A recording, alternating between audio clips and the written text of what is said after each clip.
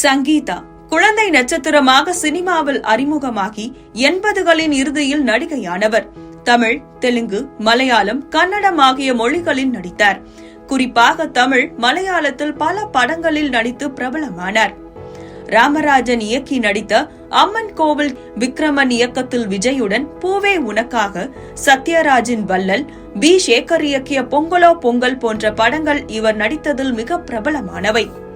துருதுருப்பான இவரது நடிப்பு, பக்கத்து வீட்டு பெண் போல இருக்கும் அவரது இயல்பான முகம் மக்களிடையே அவருக்கு வரவேற்பை பெற்றுக் கொடுத்தது. 2000 ஒளிப்பதிவாளர் சரவணனுடன் திருமணமான பிறகு சினிமாவில் இருந்து பிரேக் எடுத்தவர் 14 ஆண்டுகள் நடிப்புக்கு நோ சொன்னார். 2014 சிபுபாலன் இயக்கத்தில் சீனிவாசனுக்கு ஜோடியாக நகரவரதி நடுவில் ஞான் என்ற மலையாள படத்தில் கம்பேக் கொடுத்தார். தொடர்ந்து சாவர், பராக்கிரமம், ஆனந்த் ஸ்ரீ பாலா போன்ற மலையாள படங்களில் நடித்தார். ஆனாலும் கண் திறந்து பாரம்மா என்ற படத்திற்கு பிறகு தமிழில் எந்த படத்திலும் நடிக்காமலேயே இருந்தார் சங்கீதா. இப்போது 25 ஆண்டுகளுக்கு பிறகு மீண்டும் தமிழ் சினிமாவுக்கு திரும்பி இருக்கிறார் சங்கீதா. ஸ்ரீ செந்தில் இயக்கத்தில் உருவாகும் காளிதாஸ் 2 படத்தில் ஒரு முக்கிய கதாபாத்திரத்தில் நடிக்கிறார் சங்கீதா.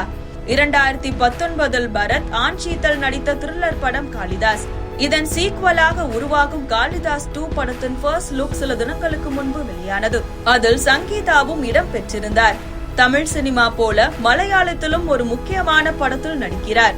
சத்யன் அந்திகாட் இயக்கத்தில் மோகன்லால் நடிக்கும் ஹிருதயபூர்வம் படத்தில் ஒரு முக்கிய பாத்திரத்தில் நடிக்கிறார் சங்கீதா.